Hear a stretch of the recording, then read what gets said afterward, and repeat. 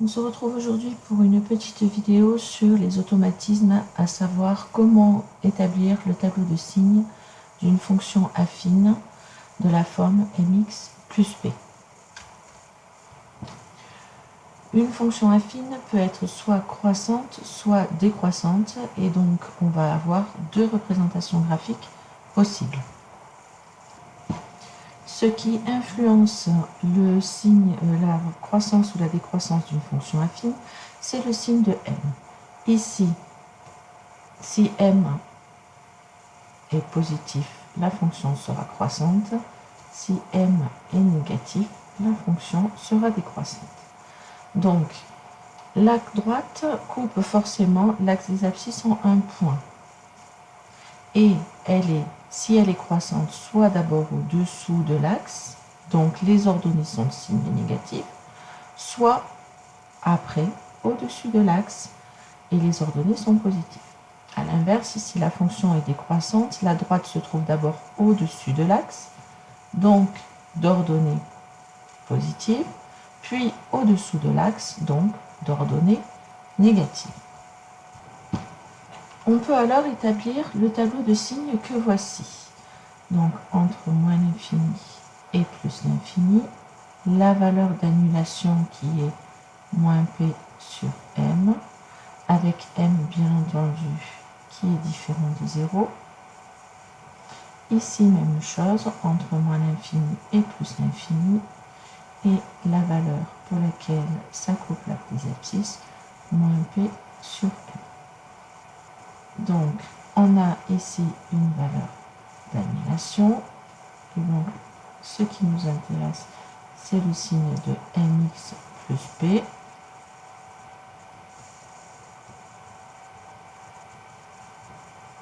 On constate donc, ici c'est la valeur moins p sur m. Avant, entre moins l'infini et moins p sur m, notre droite est donc au-dessous de l'axe, comme je l'ai dit tout à l'heure, donc elle est de signe moins, puis un plus, ensuite elle passe au-dessus de l'axe, donc de signe plus. Ici, la droite est d'abord au-dessus de l'axe, entre moins l'infini et moins p sur m, donc de signe plus, puis entre moins p sur m plus l'infini, elle est au-dessous de l'axe, donc de signe moins. Nous avons donc deux petits exemples. Moins 2x plus 4, donc on cherche pour quelle valeur ça s'annule. À quel endroit ma droite va couper l'axe des abscisses. Ça fait moins 2x égale moins 4, donc x égale moins 4 sur moins 2, ce qui fait 2. La valeur de m, ici, c'est moins 2, donc elle est négative, ce qui veut donc dire que ma droite, si je la représente en petit schéma,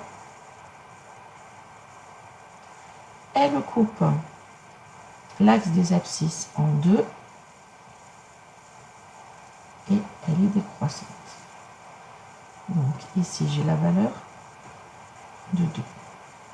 On constate donc que d'abord elle est de signe plus, puis ensuite de signe moins. Ce qui nous donne donc comme tableau de signes, entre moins l'infini et plus l'infini,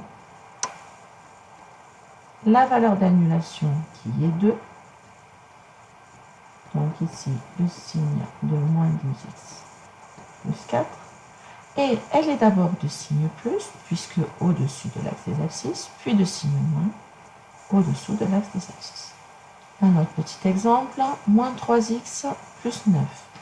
Moins 3x plus 9 vaut 0 lorsque moins 3x est égal à moins 9.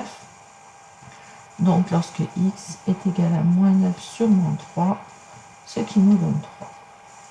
La valeur de m ici est égale à moins 3, elle est négative. Donc si je fais la représentation graphique de ma droite, j'obtiens une courbe, une droite qui est décroissante et qui va couper l'axe des abscisses en 3. Ce qui donne donc comme tableau de signes de moins 3x plus 9, entre moins l'infini et plus l'infini, j'écris ma valeur d'annulation qui est 3, et ma droite est d'abord au-dessus de l'axe des abscisses, donc de signe plus, puis au-dessous de l'axe des abscisses, donc de signe moins, ce qui nous donne comme tableau de signes plus, puis moins. Voilà, j'espère que cette vidéo vous aura permis de comprendre comment on établit le tableau de signes d'une fonction affine. N'hésitez pas à poser des questions en classe si vous n'avez pas trop compris.